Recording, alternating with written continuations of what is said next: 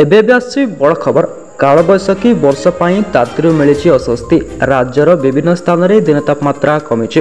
ଆହୁରି 4 ଦିନ କାଳବୈଶାଖୀ ପ୍ରଭାବ ରହିବା ନେଇ ପୂର୍ବାନୁମାନ କରାଯାଇଛି। ଗତକାଲି ବିଭିନ୍ନ ସ୍ଥାନରେ କାଳବୈଶାଖୀ ଲାଗି ଗଛ ଉପୁଡ଼ିବା ସହ କିଛି ଘରର ଛାତ ମଧ୍ୟ ଉଡ଼ି ଯାଇଥିବା ଦେଖିବାକୁ ମିଳିଛି। ଏଭଳି ସ୍ଥିତି ଉପୁଜିଛି ଢେଙ୍କାନାଳ ଜିଲ୍ଲା କାମାକ୍ଷାନଗର ଅଞ୍ଚଳରେ।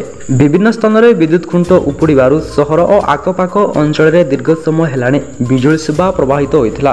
15 ଜିଲ୍ଲାକୁ ପାଣିପାଗ ବିଭାଗ ଦେଇଛି ୟେଲୋ ୱାର୍ଣ୍ଣିଂ। 10 ତାରିଖ ପରେ ପାଗରେ ପରିବର୍ତ୍ତନ ସମ୍ଭାବନା ରହିଛି। କାଳବୈଶାଖୀ ପ୍ରଭାବରେ ଆଭ୍ୟନ୍ତରୀଣ ଓଡ଼ିଶାର ଅନେକ ସ୍ଥାନରେ 8 ରୁ 9 ଡିଗ୍ରୀ ଯାଏଁ ଖସିଛି ତାତି। ଗତକାଲି ରାଜ୍ୟରେ 20 ସହରରେ ପାରଦ 35 ଡିଗ୍ରୀ ତଳେ ରହିଥିଲା।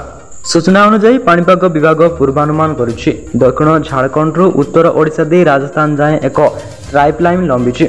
ଏହାର ପ୍ରଭାବରେ ରାଜ୍ୟରେ ଜାରି ରହିଛି ବର୍ଷା ପବନ। ଆସନ୍ତା 5 ଦିନ ଯାଏଁ ଏଭଳି ପାଗ ରହିବ। ଆସନ୍ତା 3 ରୁ 4 ଦିନ ଯାଏଁ ରାଜ୍ୟରେ ଝଡ଼ ବର୍ଷା ସମ୍ଭାବନା ରହିଛି।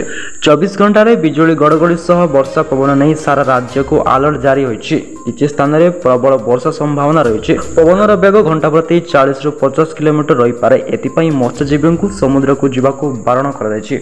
ବ୍ୟୁରୋ ରିପୋର୍ଟ ଉଷଦ ଟିଭି।